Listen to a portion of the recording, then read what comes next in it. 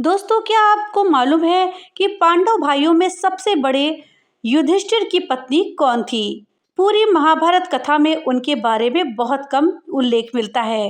हालांकि द्रौपदी को भी उनकी पत्नी कहा जाता है, लेकिन वो तो सभी पांचों भाइयों की संयुक्त पत्नी थी। युधिष्ठिर ने विवाह किया था। उनकी द्रौपदी के अलावा एक और पत्नी थी, जिससे उनको एक बेटा भी था।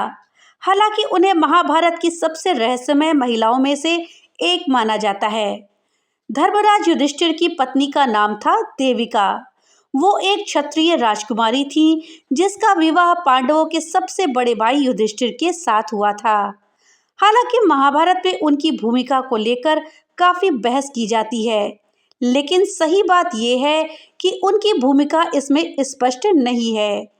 वो वनवास में युधिष्ठिर के साथ नहीं गई थी। वनवास से पहले ही उनका विवाह युधिष्ठिर के साथ हो चुका था, लेकिन उनका विवाह द्रौपदी के बाद हुआ था। दोस्तों, जब अर्जुन स्वयं नीचे पानी में प्रतिबिंब देखकर ऊपर घूमती हुई मछली की आंख में निशाना लगाते हैं, तो द्रौपदी उन्हें वर के रूप में चुन लेती है।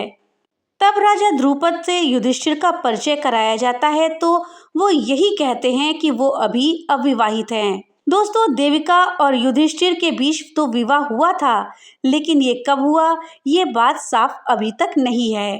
कुछ स्रोतों का दावा है कि वो उनके युवराज के रूप में राज्याभिषेक के बाद उनकी पत्नी बनी, जबकि कुछ लोग ऐसा कहते हैं कि उनका विवाह युधिष्ठिर से कुरुक्षेत्र युद्ध के बाद हुआ था। महाकाव्य की प्रमुख घटनाओं में उनकी उपस्थिति का उल्लेख नहीं मिलता है। वैसे आमतौर पर कहा जाता है कि जब पांडवों को 14 साल का वनवास हुआ था, तो युधिष्ठिर का विवाह हो चुका था। देविका को युधिष्ठिर ने मां कुंती के पास ही छोड़ दिया था। वो वनवास के दौरान उनके साथ नहीं रही। देविका का युधिष्ठिर से यौधेय नाम का एक पुत्र भी था, जिसने महाभारत के युद्ध में हिस्सा लिया और मारा गया, क्योंकि महाभारत के युद्ध के बाद पांडवों के कोई भी पुत्र जीवित नहीं बचे थे। बस उत्तरा के गर्भ में परीक्षित पल रहे थे, जिन्हें बाद में युधिष्ठिर ने 36 वर्षों तक राजपाट करने के बाद शासन सौंप दिया था। फिर वो भी हिमालय की ओर अपने भाइयों और पत्नियों के साथ अंतिम यात्रा पर निकल गए थे। हालांकि विष्णु पुराण में युधिष्ठिर के पुत्र का नाम देवक और माता का नाम यौधेयी बताया गया है। वीडियो में आगे बढ़ने से पहले आपसे एक छोटी सी रिक्वेस्ट है कि अगर अभी तक आपने वीडियो को लाइक नहीं किया है, तो कृपया वीडियो को लाइक कर दें और ज़्यादा से ज़्यादा शेयर करें, जिससे कि ये जानकारी अधिकतर लोगों तक पहुंच पाए। और हाँ, अगर चैनल पे पहली बार आए हैं तो कृपया चैनल को सब्सक्राइब कर दें और बेल आइकन दबाना ना भूलें, जिससे कि मेरी वीडियो सबसे पहले आप तक पहुँच सके। तो चलिए वीडियो में आगे बढ़ते हैं। देविका का उल्लेख महाभारत में मिलता है। वो महान राजा गोवासेन सिवी साम्राज्य के शासक की बेटी थी, युधिष्ठिर की पत्नी थी। देविका एक बहुत ही पवित्र महिला थी। महाकाव्य महाभारत में महिलाओं के बीच उनका उल्लेख रत्न के रूप में किया गया है, लेकिन चूंकि उनका उल्लेख महाभारत में बहुत जगह नहीं हुआ है, लिहाजा उन्हें रहस्यमयी मान लिया गया। वो हस्तिनापुर और इंद्रप्रस्थ में युधिष्ठिर के साथ रहती थी। युधिष्ठिर ने उनके साथ बहुत ही दयालुता से व्यवहार किया। द्रौपदी के समान उस पर बहुत प्यार और स्नेह बरसाया। देविका को भगवान यमधर्म महाराज की पत्नी माता उर्मिला का अवतार माना जाता है।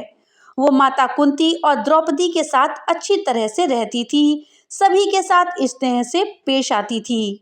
अर्जुन, भीम, नकुल और सहदेव उन्हें अपनी माँ की तरह मानते थे और उनका बहुत सम्मान करते थे। देविका भगवान कृष्ण की एक सच्ची भक्त थी। जब भी कोई समस्या आती थी, तो वो भगवान कृष्ण के पास जाकर प्रार्थना करती थी। कलयुग की शुरुआत में उत्तर भारत के लोग माता देविका और द्रौपदी को अपने इष्ट देवता के रूप में पूजते थे। समय के साथ लोग देविका के महान चरित्र को भी भूलने लगे।